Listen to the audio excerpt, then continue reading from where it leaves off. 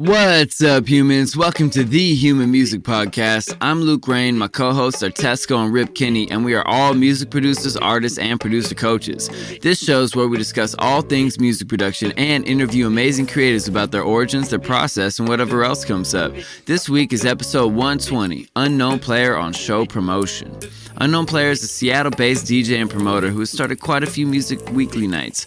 We discuss how he got into electronic music, how he began to promote music events, the importance of being present and consistent, how promoting led to getting DJ gigs, being direct when leaving business relationships that don't work, having the hard conversations in a kind way, starting his own weekly music events, his passion for getting exposure to smaller name artists, how to keep enjoying the work that you're doing, working at the Any Patch of Grass Festival, stepping into music management, and trusting your intuition while moving through the music industry. Follow him at aka Unknown Player on Instagram, at Rupertsrambles on Facebook and Twitter, and at 5K Music 206 as well for his company. Song of the week, this one is Luke Rain and Porch, Spice It Up. You can check the links to that below or find it on the Human Music Podcast Song of the Week playlist. And please support our sponsors while you're down there. The first one is the Spice It Up Percussion and Foley Pack. That's over 2,000 percussion loops and one-shots from Luke Rain and Porch, along with 50 rack instruments to get your percussion spicy. Dojo TV, where you can get free producer live stream classes from the Dojo Senseis. Tesco's Patreon, where you can get access to his educational content like track feedback, private lessons, and more. The Weekly Download, where you can learn from our mentor Il Gates and his private weekly group lessons and get access to almost 300 more episodes in the archive for just $20 a month. And Guest Practices, where you can learn from Seth Drake at the Approach Institute. He's the best engineer we know, and your first class is free. Check us out over there at thehumanmusicpodcast.com for all those links as well. And, let's get on into this episode.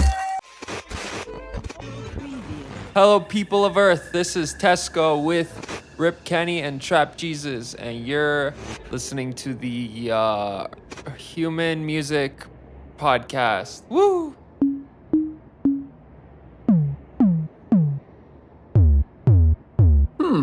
Human Music Podcast. I like it.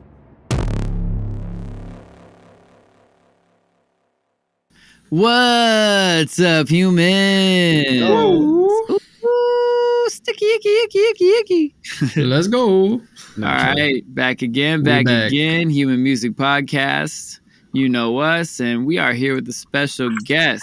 The specialist. Oh, yeah. Our guy, Robert Reyes, a.k.a. Rupert, a.k.a. Unknown Player, here to join us. I've had the pleasure of meeting this guy at the Any Patch of Grass Festival, friend of Rip Kinney's, and... Good. Oh, just not just a friend, family. Family. Woo. We fam. Yeah. Fam. Squad. so much so that, when you ran into him at APOG and we realized we should have him on the podcast, I was like, what have I been doing my entire life? This should have happened so long ago. Yeah, man. But here we are now in perfect timing, all here. And, we start every interview off, Rob, by asking, what is your superhero origin story? How did you become the dope creative that you are today? Oh, man.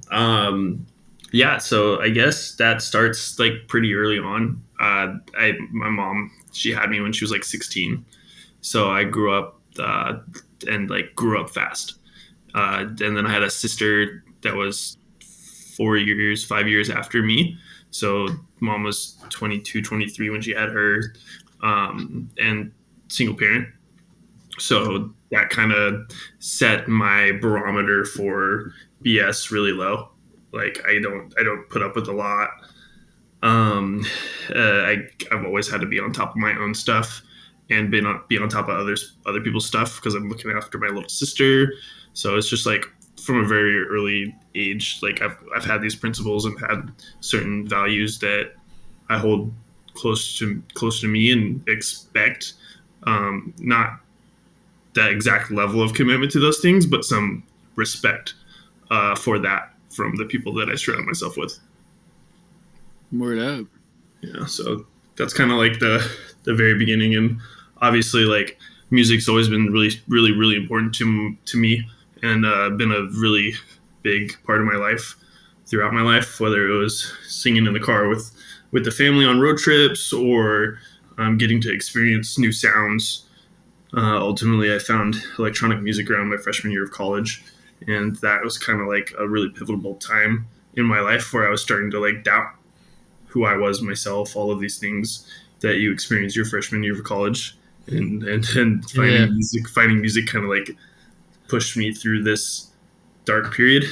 I was able to find something that I connected with, and when I came back to Seattle, found spaces where I could enjoy those things, and slowly figured out that there's people doing a lot of work behind the scenes to make that stuff happen. So that's kind of where I found myself wanting to contribute, wanting to participate, wanting to give back, and slowly have kind of made myself a leader in the Seattle community. And people come to me and ask for guidance. They come to me and ask how things should be done, and been able to kind of make a pretty good name for myself out here. Man, that's amazing. Yeah. I'm curious, what was like your first like memory? Like, was it a first song you heard? Was it like a first party you were at where they were playing that stuff? Like, go in.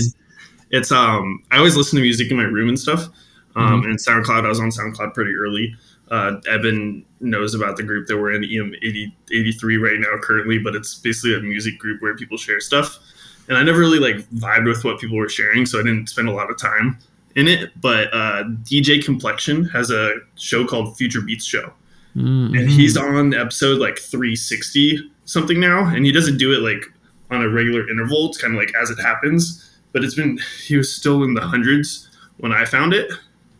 So that was definitely the first person. And people say, how do you get into electronic music? It's DJ Complexion, Future Beats Show. And it's like this weird, I call it ulterior beats, because it doesn't quite fit within any parameters. And there's lots of sounds that can be encapsulated within it. But it's something that tied my growing up with a young mom who listened to hip hop and R&B with these new sounds that I could, that made me feel good. So that is this mesh point. And since then I've gravitated more into the house realm, but that was definitely the first. So did you just like stumble across it like randomly on shuffle, or did like someone put you on? Yeah. You're just like, chilling in your room one night and just I was like, what the hell is like, this is it. That's damn, what a serendipitous moment for real. The pure organic come ups on music that you enjoy are the best. So I can personally vouch for this guy, having seen him come into the Seattle scene and build exactly what he said, a pretty notable repute for being someone that knows what the hell they're doing. But one thing I admire about what you did is that it was from the ground up, and you learned it by doing. And I would love for if you just talk for a little bit about the nights you've started, the parties, the weeklies, all of that, and kind of start to finish from where you started to what you're doing now. Yeah. So oddly enough, like no one ever meets you and you're like, oh yeah, you'd be really good at throwing parties. Here's a 1,200 person capacity room. Go fill it. It's like that doesn't happen. So like you said, Evan, it's like you got to figure out how things work and who to talk to and who's doing things. And I think when I moved back, because I graduated like 2015 from the University of Arizona, which is where I learned how to party. They did a really good job. Everyone gets a degree in partying from there.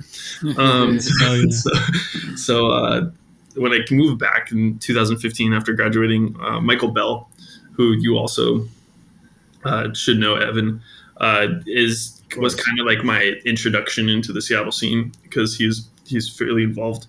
He went to UW, so he didn't leave for college, and he kind of brought me in, took me to the Forward Wednesdays, the forums, like those a little bit off the beaten path music, and got me hooked, honestly, on like the community and the scene that is existing there currently. And so I started, like everyone should start, if you're going to be in the music scene, like promoting and just being hanging up posters on a Thursday before the Friday shows or on Wednesday before the Thursday shows, and just doing as much as I could, sending the invites, making the annoying posts on Facebook, doing all of those things that they want you to do to show that you're willing to do the minimum. And it never felt forced. I found a way to stay true to myself in that. And I think it served me really well and helped me reach a lot more people than I would have if it felt fake. It's like I'll post like, there was a period of time where I was doing 5 nights a week, being a part of 5 nights a week on a weekly basis.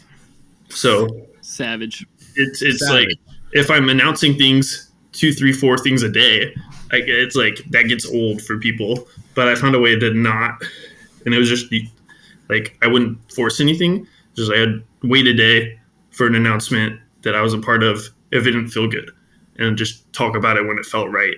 And that served me really well over time.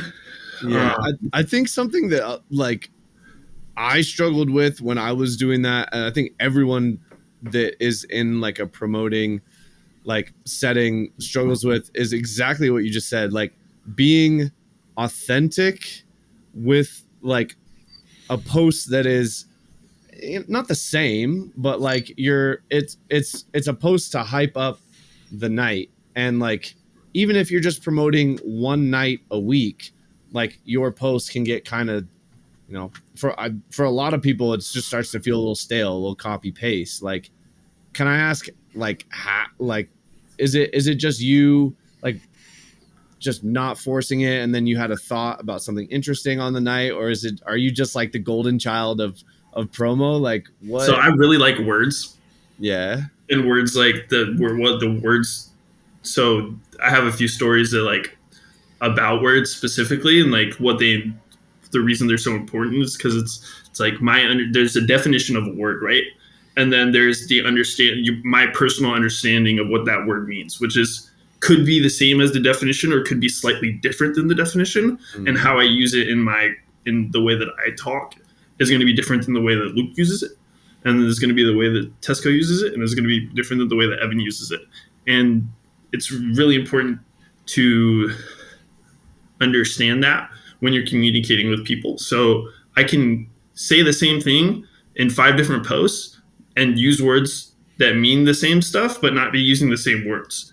And so it's like from very early on, I was always reading as a kid. I'd get yelled at in school for like being the weird kid reading in class. And it was just like books I liked at the time. It was mostly like the Redwall series and things like that. Yeah, Fantasy. How dare you read in school? It's not the yeah, but it's like I could be doing worse things for sure. But it's just like that love for words and expression through words, especially written. I don't like talking in front of people for the most part, as far as groups or strangers. Well, welcome to the podcast. Yeah. like groups of 4 and smaller, I feel really comfortable in. If it hits that 5 number, which for me is, I figured it out that if I'm with a group of 5, I participate a lot less in interactions in a group. So when I'm hanging out with my friends, I try to keep it below that, which is another tactic. I like that. I mean, for me, I would consider myself an introvert that is an extrovert around close friends. And so I definitely understand what you're saying there. Like, it is when the group becomes too big, like I just become a ghost. Yeah, like, for sure. I sit there, I nod, I shake my head. Yeah. That's basically it. Yeah. Think I have a interesting quip, and then it just like silences everyone around. I'm like, okay, I'm not talking for the rest of my life. So. Yeah, that will happen sometimes, but first, try again. Or like you did, you get that self-awareness of like, oh, you know what? This is my type of social situation. So I'm going to gravitate to those. I like that. That's like, that shows some good growth and self-awareness. Yeah. And it's a lot of awareness too on like, just to pick up like how words are going to affect different people, and to like use, your passion for words as a way to connect with more people and bring people together. Like, that's super inspiring for me too, because a lot of people that get into promotion, at least from what I've seen, have like a me kind of approach to it. It's like, come out for me, come out because I need to sell tickets and all that. And it's like, it's just heartwarming to hear that like you're actually reaching out to the people and speaking to them as they wish to be spoken to. I know it's a foreign concept, but that brought people together. Like it's that simple. Yeah, it still does. Yeah. Tried and true. So you started promoting, and let's continue with that story thread. So it's just I start promoting. People start to realize that I'm a really good promoter for those reasons that we just talked about. Mm-hmm. I'm not doing what everyone else is doing. I'm doing stuff that feels good.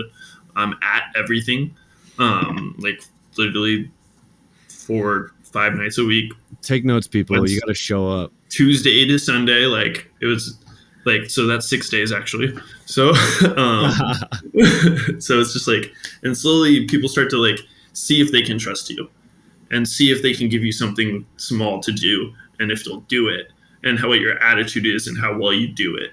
And just over time, there's just like every opportunity I got, I just do the best that I could every single time, always do it no matter what it was. Like I'll go hang posters, I'll stay till close to make sure that stuff gets wrapped up, I'll pack up the gear, I'll carry the stuff, like, and just I haven't stopped doing that. So it's just like people know what they're going to get when they work with you. And that's led to a lot of opportunities.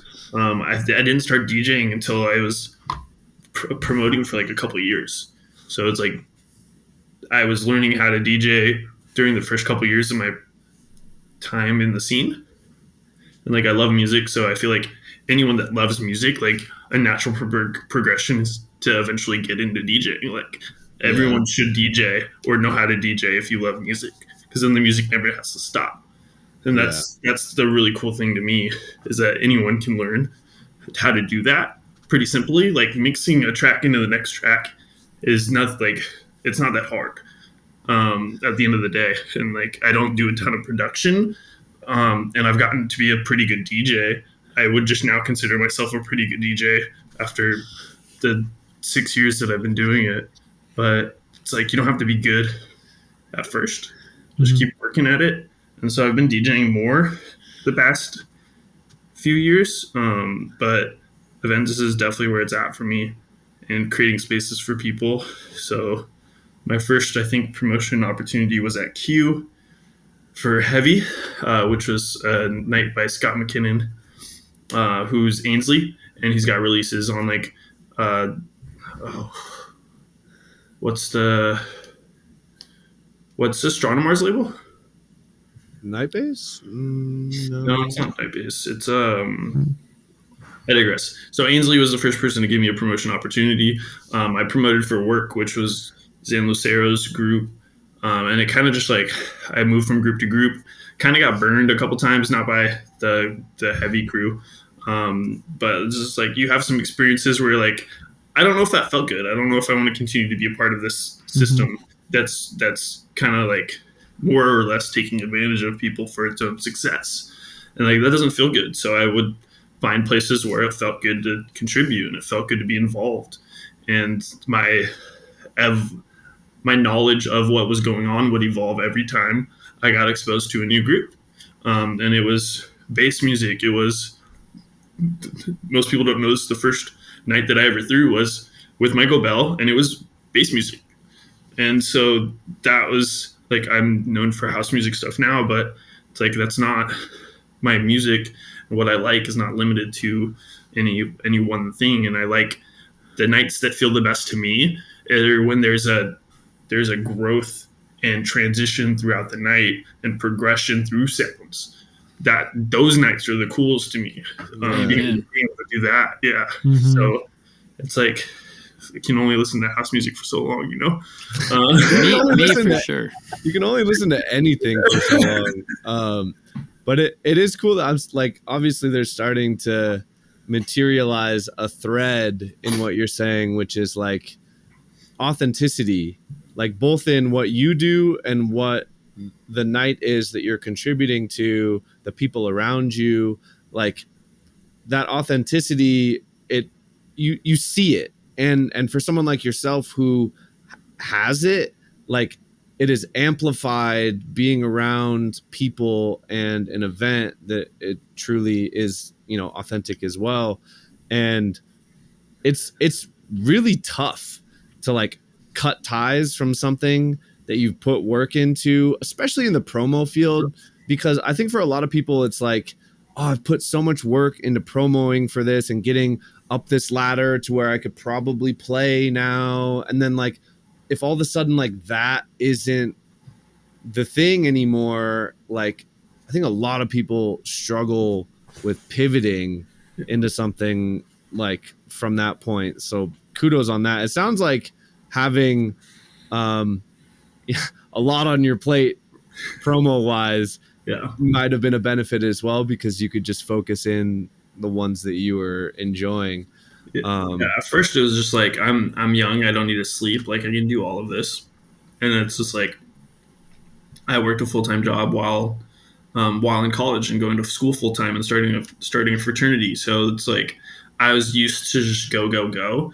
And so after school ended, I just carried it. And instead of I had full-time work 40 hours a week, and then I needed something to fill that extra space because I didn't know what else to do with myself. And so music filled that space for me, and music is what kept me sane, because if I was not keeping myself busy, all the thoughts that I didn't know how to control, all the negative stuff in my brain that I didn't know how to control at the time, it would just go. And so music would occupy that empty period where those things could come in. And it did. I would 4 or 5 nights, sometimes 6 nights a week, doing stuff. And you're absolutely right. It's like a lot easier to let go of something if you know you got 5 other things to do. Yeah. But it didn't make it easier, like relationship wise. It's like you're still essentially breaking up with someone, of course, who's the leader of the group. It's like, hey, this isn't working for me, and this is why. It's not me, it's you. Yeah, I absolutely love that, man. You kind of mentioned that a second ago, like feeling out these different situations, like, okay, I'll work with this, I'll work with this, I'll work with this, and then feeling into yourself and be like, yo, why isn't this working? How do I feel about this? Is this working? What do I like? What don't I like? And being willing to not only leave a situation that's not working for you, but be like clearly, directly communicate why. I think that's really admirable and a valuable skill that I think everybody could benefit from practicing. Is like listening to your own intuition on whether or not the situation really is aligned for you, and then clearly communicating your boundaries with things. Like that's big ups for that. And what it's done for me is it's like I don't have bad blood with anyone. It's preserved the relationship side of things. I don't have to work with someone to still be their friend, and it's made it so that they know why I'm not a part of their brand, their night, whatever it is. It's just like, I'm not going to do things this way, and it's made me figure out my system better. And now I'm the common denominator in all the things I'm a part of. So if there's something I don't like, then it's like, okay, I have my emotional reactions as a human being. And what that does is it makes me react a certain way and want to push something away. But it's my thing now, so I can't push it away, and I have to figure out what is the actual issue. And I figured out that most of the time it's lack of me communicating the impact that someone else is having on me in my system, and holding on to it to a point where it hurts. Wow. And then I don't want to be a part of it anymore. And I instead can't push it away anymore. I can't go to something else anymore because it's mine. So I have to figure out a way to communicate that. Hey, if you want to be a part of this, this is what it looks like. And it's done really good things. Amen. Yeah, I highly relate to that. It's such a big brain move. I mean, having a high EQ is something that, like, I mean, we actually just talked about this on last week, but we gotta double down on it, because important stuff. People that have a high EQ are actually quite rare, and it is one of those things that like seems obvious but takes courage. That like most people that like have that think they have an IQ, but it doesn't actually get put into practice, because understanding the situation and having the courage to like actually tell someone face to face, like, look, this is why it's not working. Like, no one does that. Everyone just would prefer to bitch to their friends about the shit that's not right, and then it just continues, and then they continue bitching about it. And the fact that you're like actually cutting it off and like being honest, like, not only does it help you and consolidate where you need to put your focus, but that person is going to appreciate it too, because most people just live in their own world and they don't really know, you know, they have all these inputs, but no one ever actually gives them the full story. So then when they get it, it's like, you know, they might be mad at first, usually,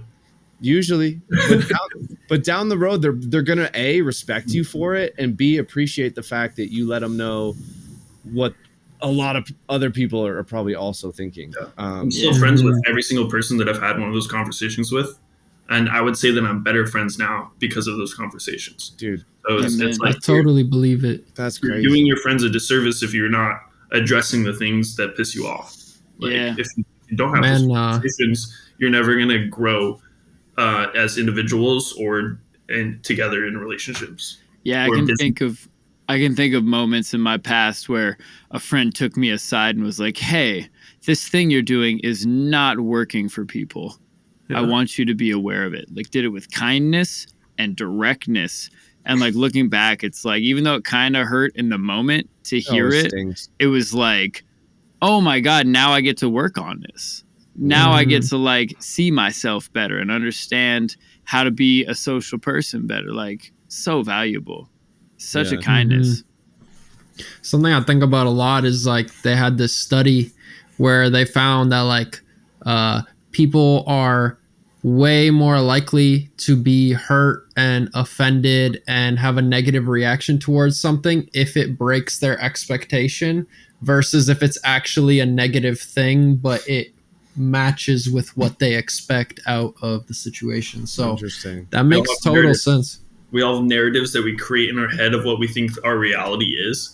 And anytime that someone says something that is contradictory to our self-narrative, and I experience this with people close to me a lot because they think that I'm in their head and I know what's going on with their thoughts and what they think the plans are and all this. So when I can actually communicate my plans, my intentions, because I like to think that I'm a really good communicator and I share information that people need to be successful. When I share that information and there's a misalignment, I see the most hurt and I see the most frustration in that when I'm telling them something than when I'm telling them like bad news, for instance, like you said, something negative. Absolutely. Yeah, that's really interesting. And it makes total sense too. Like, I just see this reoccurring theme as you keep talking, like, you know, be the guy that helps set up, tear down, be reliable, know what people can expect, having those conversations with friends, and it ends up strengthening the relationship contrary to what you might expect. It's like, I feel like that's just a common theme. Like, you seem like you have a really reliable personality and you hold these values really dearly. That helps people know that they can trust on you. And that's, I think, probably a big reason for the longevity that you've had so far as just continuously scaling it up. Yeah, I didn't know what it was for a long time. And I read a book, actually my regional director for the last place I worked, I quit like a few months ago because I couldn't stand the work itself anymore. Congratulations. But, yeah, it was a great call. The book is called Relentless, and it's by Tim Grover, who's the guy that was the physical trainer for like Michael Jordan, Kobe Bryant, like all these world-class athletes. And he divides people into 3 categories. The first is like the person that needs to be directed all the time, needs instructions, is only going to do what he's told, bare minimum, all that stuff. And then there's the second kind of person, he's referencing athletes, but I think it applies more broadly, and it's the clutch performer, the person that's going to come in big when it matters, when things are on the line, when the pressure's on, all of those scenarios. But they're not going to do much outside of that time. And then there's cleaners, which are what Michael Jordan and Kobe Bryant and all those people were. And the cleaners are the people that show up first. They do all the little things. They're there last, and they clean up after, and they do all that stuff. in between. So it's like that. I've been living my life that way for so long that seeing it in words on paper, which I love, that really like just cemented it. Like that's the person that I want to be in my life consistently, every day, every week. And it like you're saying, it's like it's bedrock that I can build my life on. It's like that's the foundation for what I do. Is this is where you're gonna get, and then I can do all this other stuff on top of that. I think It's a really good metaphor. in the music industry, especially, it's rare to have cleaners. It's rare. Like most people are assuming they're clutch performers because they want to like be the guy when it's their time to shine, but they're not. Especially in like a promotion and like events sense, like they're not there to do all the dirty work. Like almost no one is. And so I think that again, that just, contributes to why you've, become such a force in the scene. So I want to make sure we get through all of the nights that you've started. Yeah. Let's just like start to finish, just like list them off, what they were like, maybe something you learned or interesting about it. Okay, so the actual things that I started that were mine. So Subversion was the first one, and that was with Michael Bell. I mentioned that briefly already, and that was bass or like UK sounds, like grime, bassline, that stuff. And then after that, I joined Studio 44, which is the big house crew up here. I was a part of Field Trip for a period of time, and then I created a brand called SOS for Studio 44, which got used one time. Spent like 3 months building it. They got used one time, and that was kind of like a lesson in keep your best ideas for yourself kind of thing. And so that was a big one. I did the Afters, which you actually played I think you played the opening night of, and it was Wednesday night at this place called Club Contour in Seattle, which is basically Pioneer Square. Capacity is like 220 people, and I think we had a line like down the block the first night. I've never seen the place have so many people in it. And it's just like that was the summer.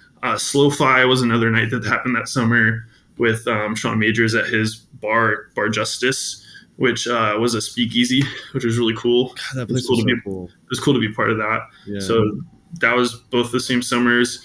The guy that owns Contour calls me Kingpin now because it was like such a successful night throughout the whole summer, and that's just how he refers to me now. He hasn't said my name in like 5 years. So that really, really well. The funny thing is about that one is I actually turned him down twice before saying yes to at night because I didn't want to. I had a Tuesday already, and I was doing Thursdays already and Fridays already, so I didn't want to add Wednesday. Let's remember everything that he just listed is weekly. Yeah. So all those things were every week, and then I think I took a little break from like actually starting my own stuff, but in the past couple of years, I launched 5K, which is another one of those instances where I was told no. I told no a lot when I was trying to get people booked in Seattle. So Studio 44 was telling me no, these people aren't big enough to draw a crowd and wouldn't be successful in our market. Same thing with Q. They're telling me no, that these people aren't big enough where they're not going to do good on our market. And I had like a weird moment of, I know how to do all this stuff. I've been doing it for other people. I'm running all these other parties for people on a weekly basis, and I can have relationships with venues now because they see me doing the work every week. So I just asked Kremwork, Nick Carroll at the time, hey, can I do my own night? Like, would that be okay? I have this long list of 250 something artists that I want to bring to Seattle, and no one will let me bring them, but I know they're going to do great. And we seem to have like a really solid relationship with me working with you guys. I would love to do something. So the first person I bring to Seattle, February or January 2020, was John Summit. And it was right before he released Deep End and Thin Line and all those things. So it was like 3 months before that. So John Summit comes, I put almost 400 people through a 110 capacity room on a Friday. And it's just like 5K did really well after that. I have 5Ks moved a couple times, and I have CAB, which is a group of us, and we do various things. It's basically all the people that were part of the no signal stuff that actually did the lights, and the creative production and all of these aspects. And I kind of just make sure that everyone's on the same page and get opportunities. So we did an event at Contour called Incorporated, and that was with the CAB group, very successful again. And we transformed the space. So everything we do with CAB, and we want it to feel like it's not the place that we're throwing it in. So we go really heavy. We book, we mostly play ourselves so that we have a bigger budget to put towards bringing in light, bringing in art installations, artists from the community. We always have like a physical artist that brings art to sell. We had a live painter that one. And so that one, I'm super proud of the CAB group and what they've been doing and like bringing art back into what we're doing as a scene. And we had our own space for about a year. We only threw a couple of events in there before we got told we can't do that anymore because it was like this partly unfinished basement, very, very, very underground vibe. It's in a basement, 3,000 square feet. We would just fill it with art. I think I did brought in 6 art installations both times, booked full night of DJs, and just kept it really small. I think it was between 140 and 200 people each time, and hard cap. No walk-ups, nothing like that. If you didn't get on our list, you weren't able to come. And so that was Nothing Else Matters, which that concept was built around a night where I went over to a friend's for an after party and did some late night Molly and just couldn't sleep afterwards. And the ideas were just rolling. And so I got up like 6 or 7 times to go write my notepad, a little notepad of ideas. I wrote in my notepad and like was able to boil down that 4 hours of thoughts into a concept eventually. And it's like Nothing Else Matters. Sounds kind of negative at first, but my spin on it was that nothing matters besides what you put emphasis on, what is important to you. At its core value, nothing matters. Like there's no inherent value in my Leatherman or in my computer until I decide that it matters. So these are the things that matter to us. Good people, good art, good music, safe space. And we built around that. And it was really, really impactful. Dude, I don't think most people understand how difficult it is to take ideas and then cohese them into an actual thing, and then also have a title that succinctly describes what you're trying to do. Like that, it's so hard. And the fact that you have been able to like do it multiple times, like I just like, and some of these, like since I left Seattle, I haven't even really kept up to date with a lot of these things. And god damn, dude. So they got a couple more. There's Catch the Vibe was at Q, and that was all about like, hey, there's a lot of things going on. There's a lot of the same stuff. Here's some new inspiration, some new energies, some new vibe. So come catch the vibe, catch our vibe, catch the vibe, and that's kind of where that came from. And I did that with Jason Wu, and he was very much the visually, like he did an amazing job with the art on that, and we kind of built that one together. And it ended up he's really busy with Studio 44, so it ends up kind of going away after a couple events, but it was exactly what we wanted it to be. So that's a success in my books. I got to bring a couple more artists to Seattle for the first time, which is always my goal. It's like if I'm booking someone up here, it's either going to be someone that I brought previously or someone that hasn't played here before, and make sure that Seattle keeps getting fresh faces, because I don't want to be that person that books the same 6 artists twice a year and just happy with that. And then Habitat, that's a group of us under the Studio 44 umbrella, but Habitat is, I very, very much feel ownership of that as a project and the concept. And it's deep, melodic, minimal house music, but I really pushed hard to strip it down. We don't announce a lineup ever.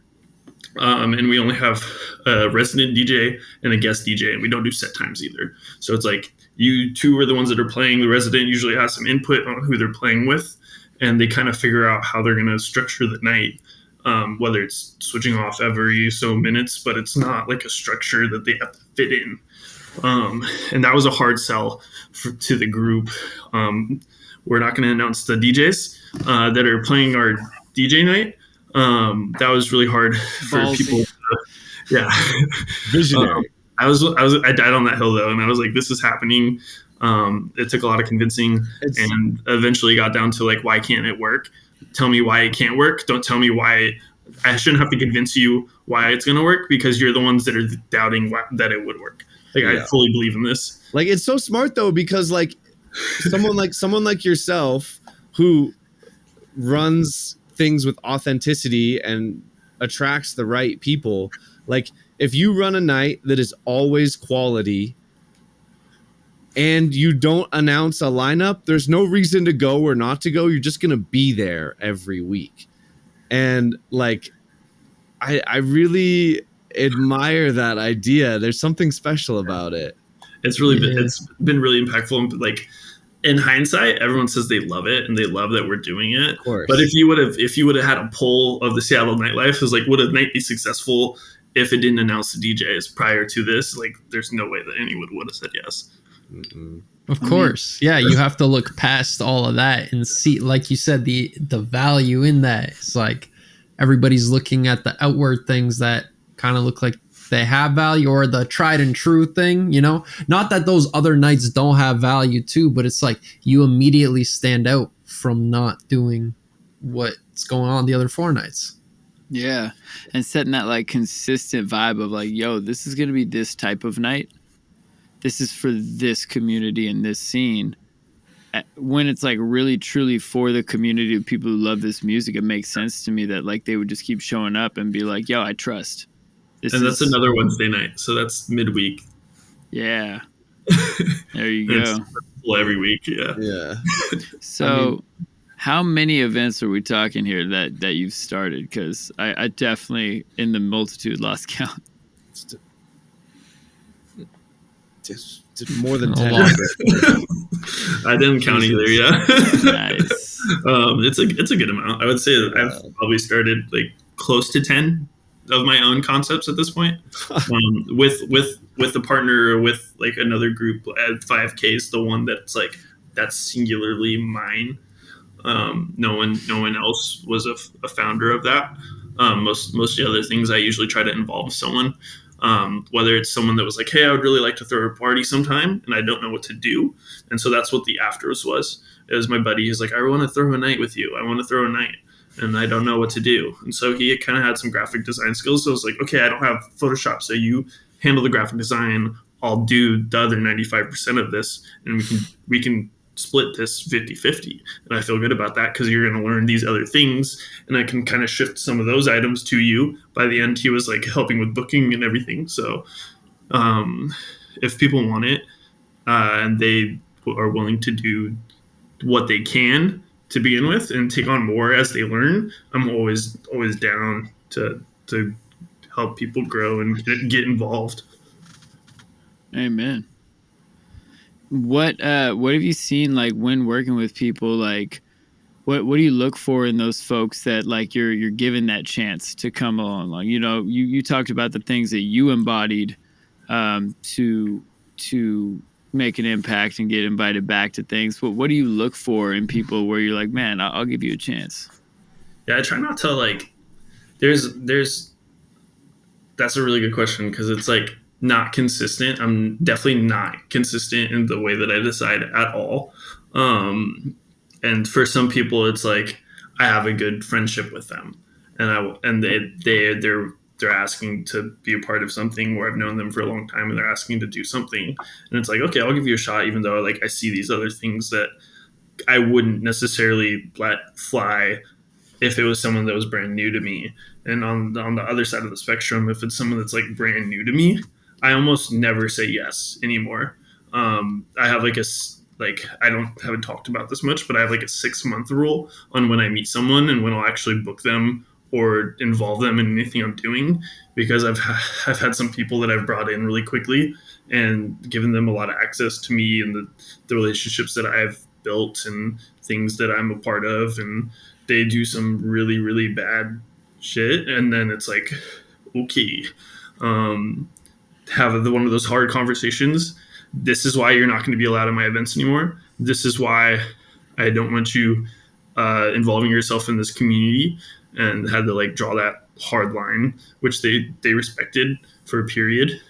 They actually don't live in Seattle anymore, but it's just like I gotta know what you're about and know that you're not just lying to tell me what you think I want to hear. Yeah. People do a lot of that, so it's a combination of there's like there's like a 6-month window where I just don't say yes to people I don't know, and then if it's people that I do know out beyond that, then it's they gotta have something that I don't have, that I don't already have. Right. So there's at this point it's getting harder to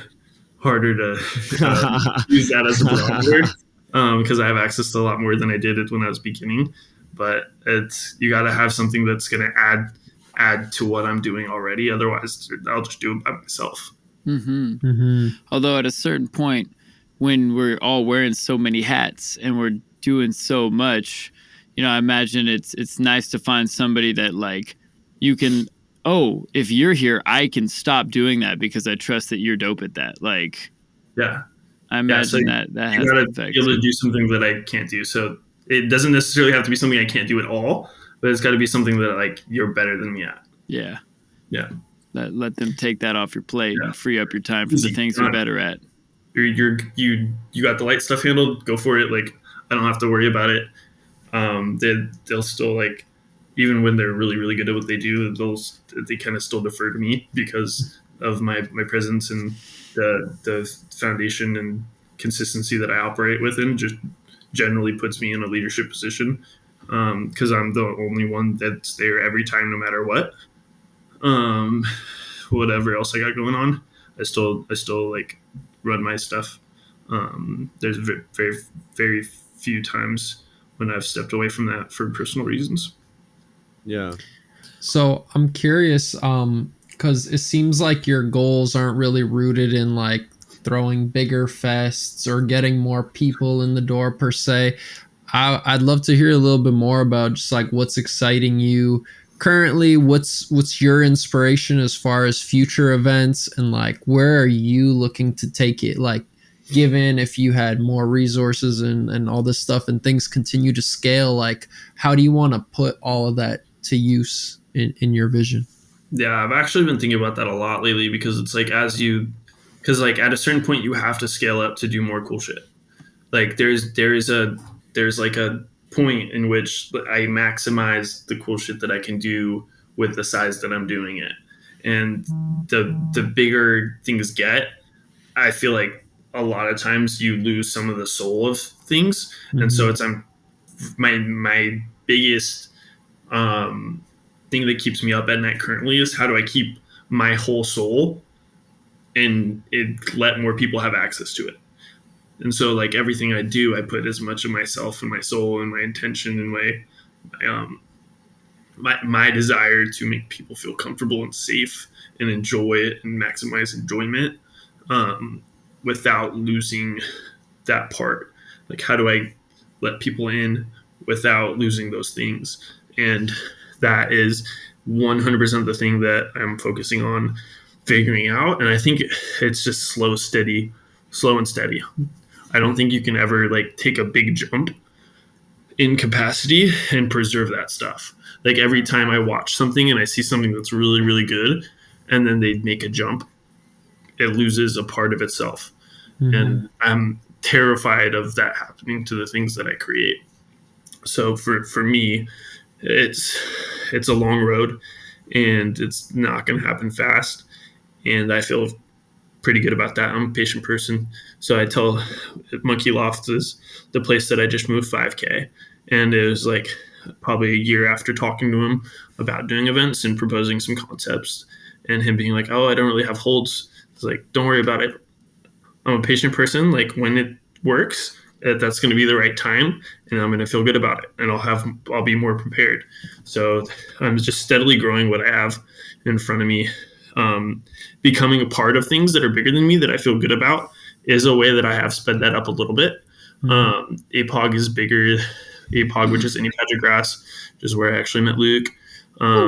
So that is something that's bigger than anything that I've taken on previously. And I started just as a DJ the first year that they did it. Second year, also just DJ'd. Third year, we did a stage with the cab group. And the fourth year, we did the stage again. They asked us to come back and do the stage again. And then just after this past fourth year, they actually asked me to be a part of their actual team. So I'm now officially a part of that group of people that throws that event, and it felt really good. The funny part was like, Rob, you're nothing that you do is really going to change. You're just officially a part of us now because of what I was doing previously. So that felt really good. And I think becoming part of something that's bigger than you, that you feel good about, is what is going to help me continue to grow and get my things, my projects, my small things to consistently grow. Like 5K, I don't think there's ever a place where 5K is filling 1,000-person room, but it's not for that. It's for exposing people to a smaller artist. Maybe, who knows, maybe at one point the 5K is just like the brand itself will carry enough weight to get 1,000 people into a space for someone that no one knows. But I don't see that. And I'm a fairly creative person with my words and wanting to create spaces. So I think some things are going to go away as time carries on, and something else is going to replace it as I move forward. And hopefully it's better versions consistently. It's my goal. There's no back steps so far. Yeah. Well, as far as creative events to build that are bigger than you and be a part of that team, we actually did a whole podcast on APOG when I got back from it. Luke was there the first year when I was playing there as well, and APOG's third year last year. Yeah, we were there for the third year, and we were just gushing about how good an event it is, and really that's super fucking cool. Tesco, were you gonna say something? I think it escaped me, but yeah, continue. Yeah. So I wanted to ask you. So we've talked a lot about events that you've run, that you've been a part of, that you've learned from. How does DJing fit in to all of this? Is it a focus to be a DJ at these events, or is it just something that happens naturally? Like how does that puzzle piece fit into all this? So I love DJing. I love sharing music, and that's really what it is for me. It's because like I have somehow organically just consistently found these little artists with 200 plays on their track, and just like finding that and knowing that there's only 200 other people in the whole world that have listened to that. That's where I get off DJing, is like that little reach stuff. So there's a lot of times where I'm playing and people are trying to Shazam stuff, and it's like, I can't Shazam this. What is it?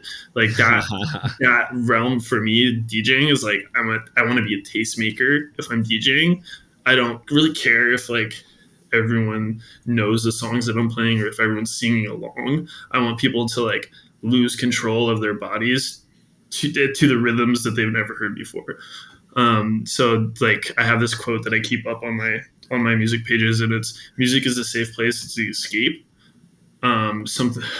Music is a safe place, it's the escape. Let me guide the way. And so it's, for me, it's, if I'm DJing, a lot of times I don't remember what happened, and I let myself be vulnerable, and I let myself find the things for the moments, and I'm really, really locked in with the people in front of me, so that I can't get caught up in like remembering the songs that I played or anything. I can't remember what happened. I get done and I hyperventilate, and then like have to get fresh air, and I can't talk to people because I'm like so emotional. Like I've let so much of myself out in that. And so where it fits in, a lot of times I'll put myself between two people that are like a huge gap in music selections because I know I can make it make sense and get there. So I'll do that sometimes. Sets or like a set time that's like not ideal, I'll put myself into that, like 3 to 4 a.m. at a club. It's like they're not serving booze. Dance floor is probably getting pretty low. I'm not going to put someone there unless I know they're going to crush it and keep people around.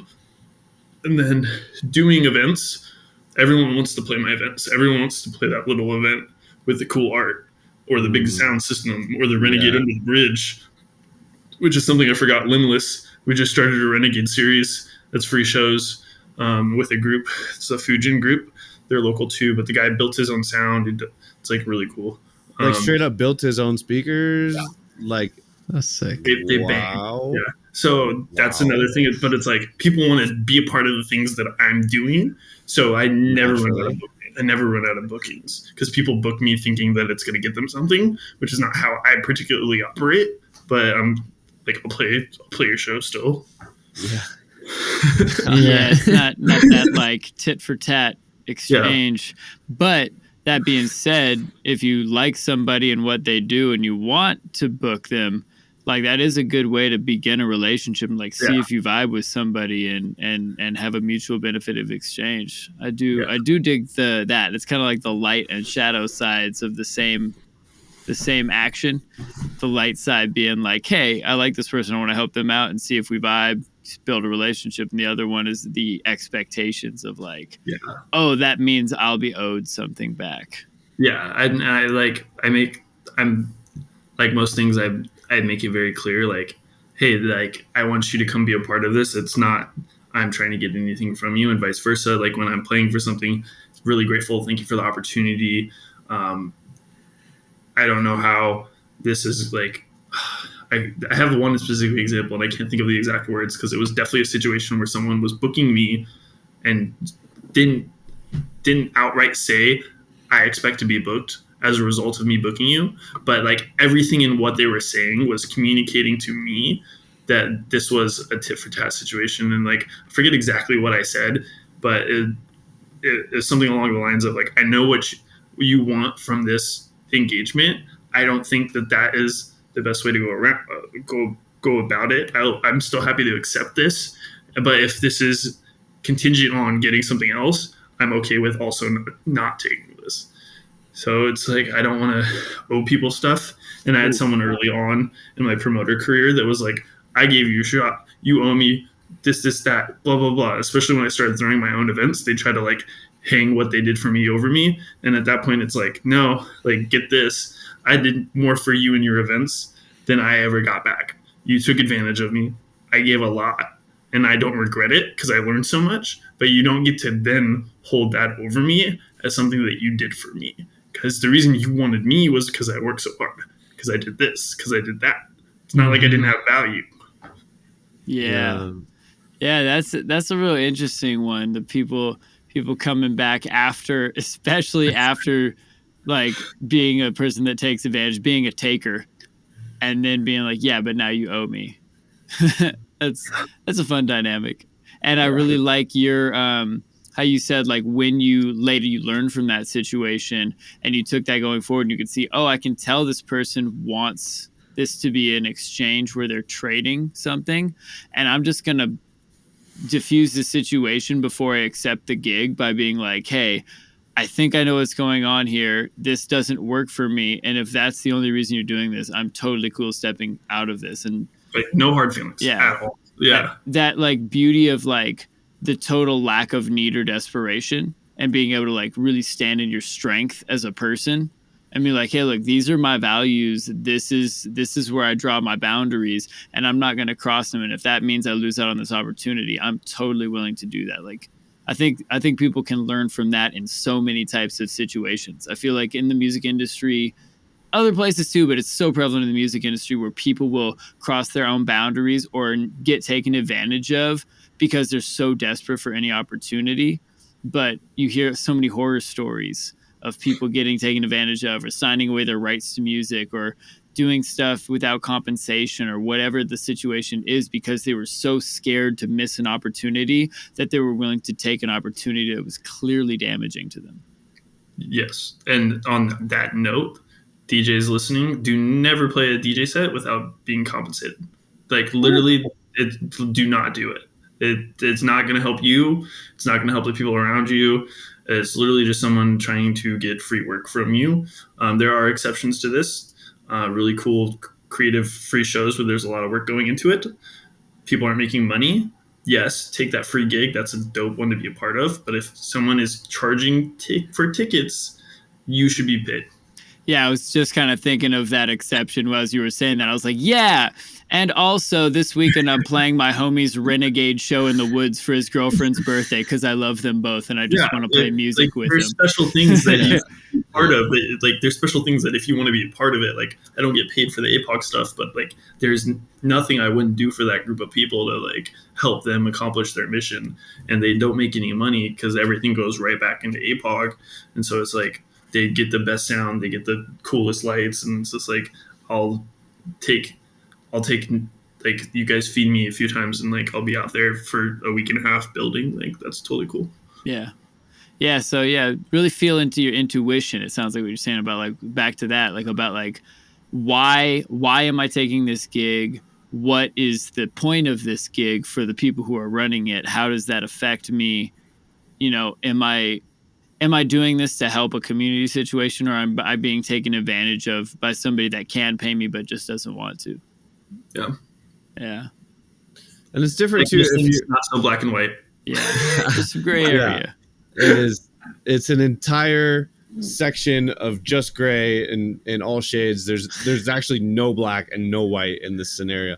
I mean, like there's even nuance to like, for instance, say you like the group of people and like they offered to pay you, but you want to like help contribute and build the night. Like you could turn that down and say instead, because I'm a part of this team and I care, like I want you guys to put that into the night as well. And like there's a difference though in that like we respect and value what you're trying to do and you can return the favor. But if someone is like, we want you to build our night, but we don't have anything to give you, you can tell there's no authenticity there. The intention feels bad.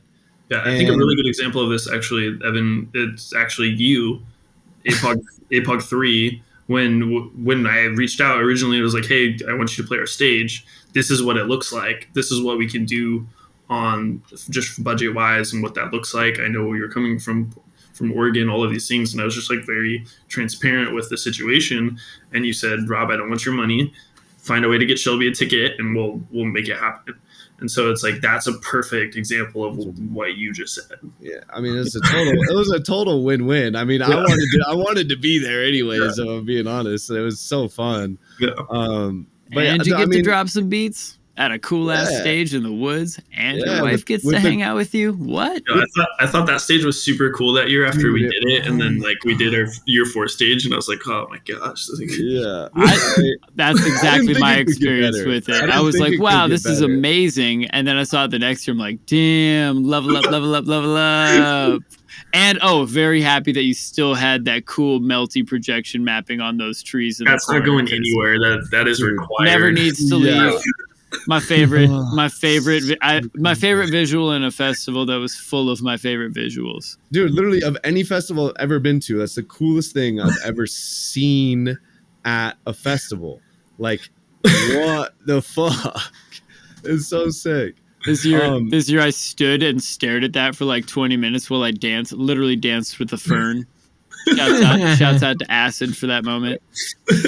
The funny part is, like, you didn't even have to be on acid. You thought you were just staring at the projection mapping, doing acid-like things on the trees. It's crazy. I can't give away their secrets on that one, but they are the people that did that specific install in our group.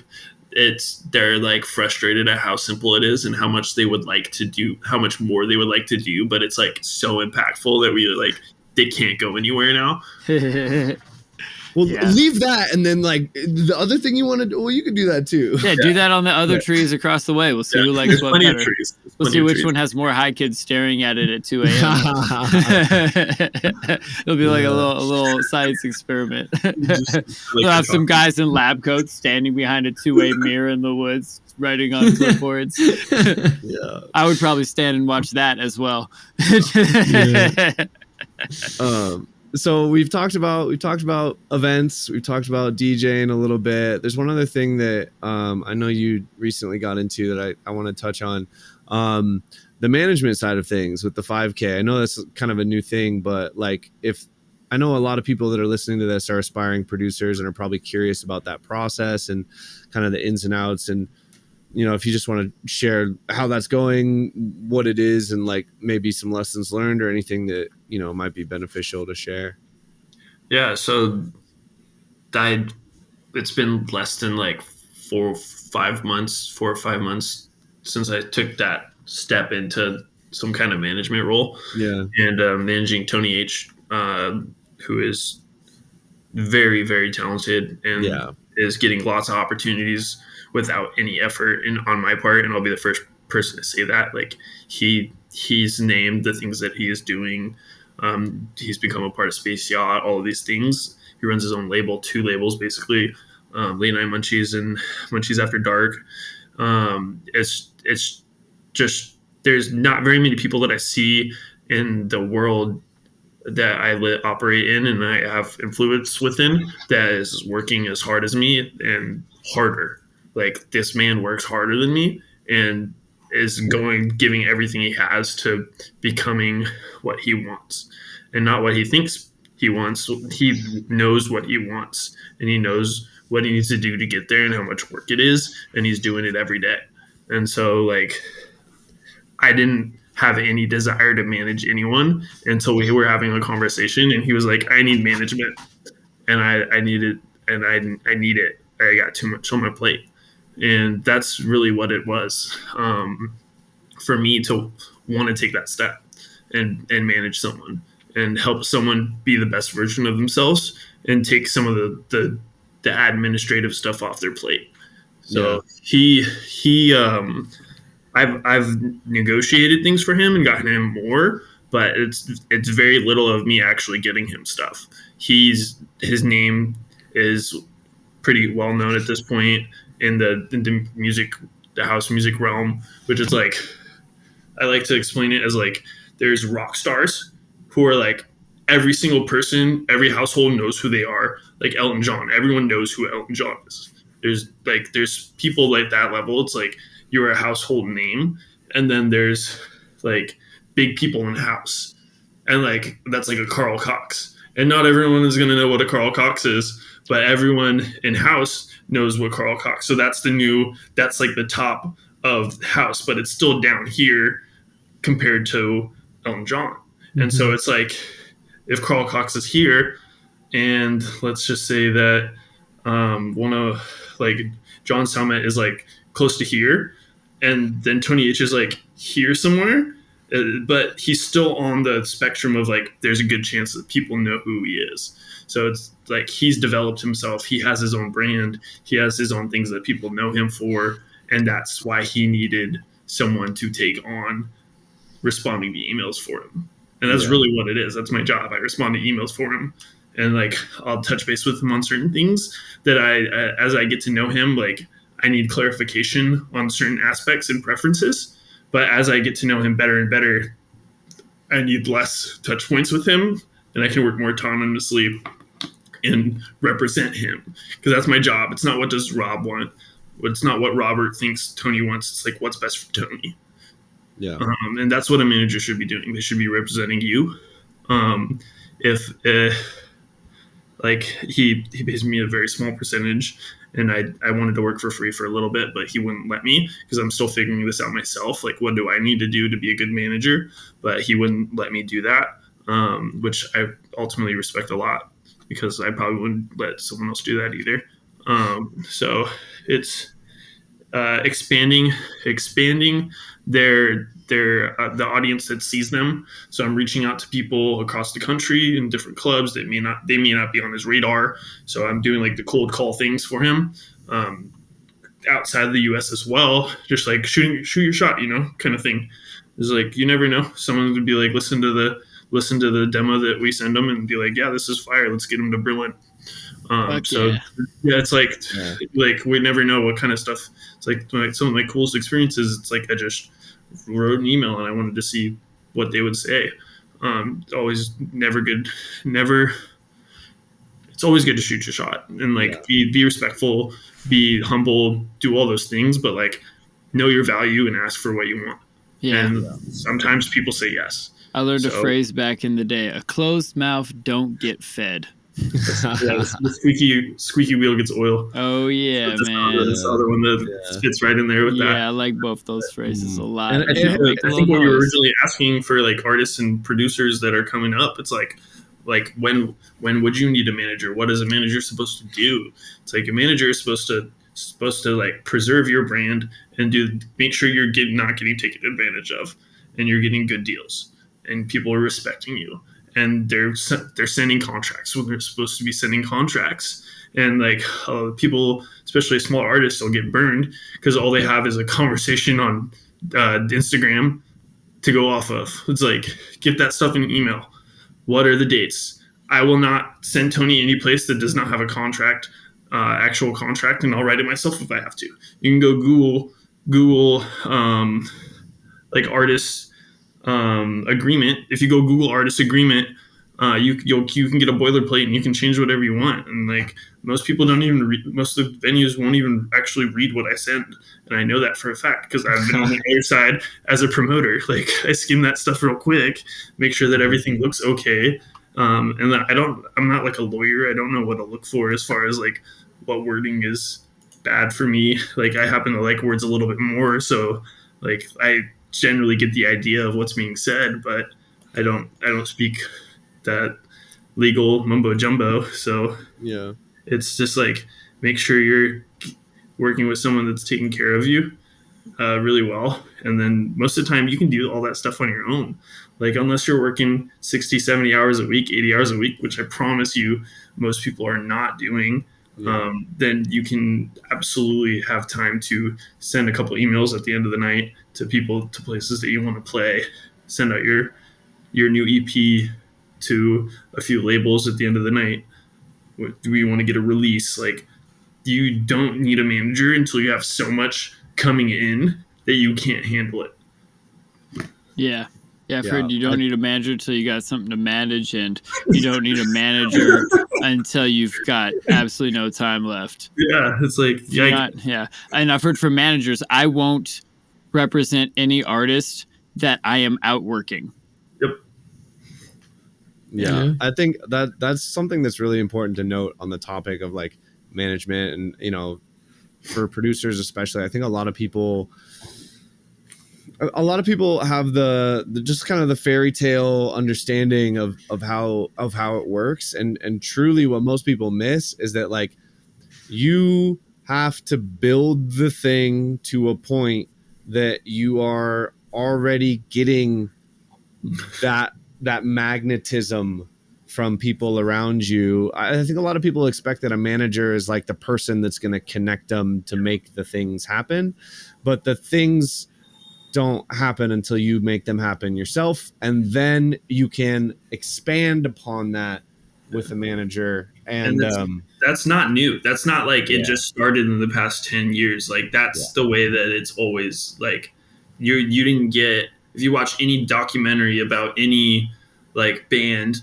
like even the faker ones where it's like mostly just fun and all the cool stuff, it's like they're building themselves and they're working and they're doing demos and they're in the studio paying for it themselves and they're doing those little shows and handing out flyers themselves, and like they're building something, and then someone walks into the full room that they're absolutely destroying and is like, oh, these kids got it. And then they introduce themselves and they're like, hey, I see that you were able to fill this 400 person room on your own. Like, let's talk.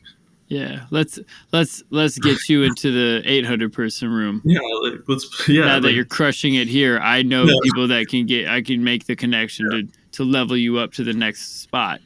Not, whoa, you're really killing it in that garage over there. Let me turn you into Elton John. Yeah, yeah. Get you some star glasses and a sparkle piano. Rocket Man. Yeah. I mean, the one that's what people, just like you're saying, Evan, it's just like people think they romanticize the journey, and they think that it's like, they think that this is like someone finds you on SoundCloud and they want to put everything into you, but it's just like not. Yeah. At least what I've seen, and the people that I've seen around me, and the artists that I've booked that have become successful and continue to be successful, is they're just absolutely working harder than everybody else. Yeah. And like flip the scenario, right? If you're having that fantasy, flip the scenario and just imagine yourself listening to one song on SoundCloud and dedicating your whole life to a different human. Like, it sounds pretty silly when you flip it. I mean, like you were saying, you found somebody on SoundCloud whose music you really like, and you were like, hey, you want to play a show that I'm doing anyways? And it could be you there this particular week. Like, Yeah, that's not a stretch. Like a promoter hearing a band they like and be like, yeah, let's put you on a show. Yeah. Like I've never even heard you mix, but these 8 songs that you have up are sick. So let's bring you up. Like that right there, that's very realistic. You then dedicating your entire rest of your professional life to their success is ridiculous. So yeah, keep that in mind, folks, when you're on your come up. If you're not outworking the potential managers and getting to the place where they look at you and be like, oh, this is worth my time because it's already rolling and I can make it roll faster, then they're not going to show up. But yeah, super dope, man. Thank you so much for being here. Yeah, really? One of the reasons, like, I knew this was going to be a good episode, but like it actually has over delivered. Not only have you set like an example for like how no one path in this industry is the same, and like you can smash it in your own lane, but also like I don't think anyone else could do what you do.